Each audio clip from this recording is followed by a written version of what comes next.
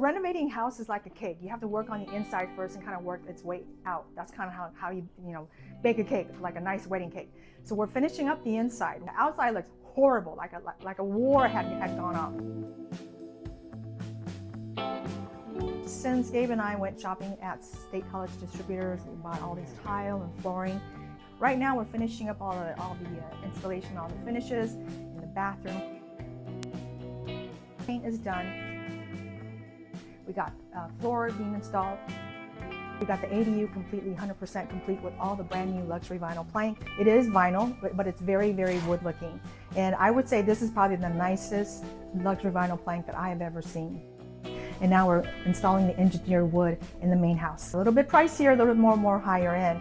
And I think personally it's better than just like regular hardwood. It doesn't creak, it doesn't crack, it doesn't shift. It's just a really nice engineered wood that you can kind of rely on.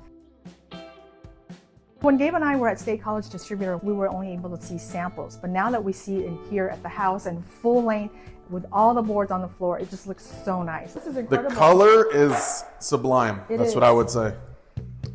And the fact that, remember when there was a wall over here, we removed it? Yep. And now you have all the floors running the long ways, and then you can have your visual point of view where you can see all the way from the living room through the kitchen to the dining room. The floor really just pulls everything together. Yep. It really does. And I'm really glad that you chose the light oak, custom cabinetry that you chose. Yeah. Because there was the regular oak, but the light oak just brings in that more touch of modernness and slight contrast between the floors and the cabinets. It's going to be a phenomenal. I agree. We're going to do light quartz countertops, so light colored. Yep. Maybe like a Taj Mahal. Yep. That's a nice upgrade. Yep. And then the backsplash will also be a Taj Mahal over there. And then in the espresso bar area right here, let me show you.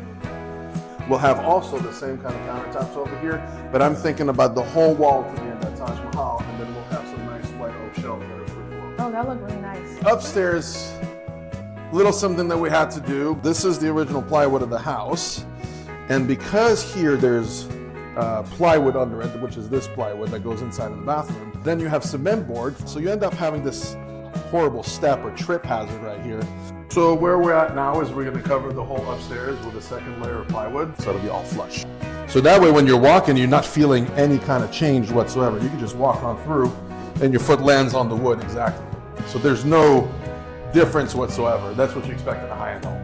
Yeah, they're paying premium dollars for this house, whether they buy or they rent it. They're going to have very high expectations.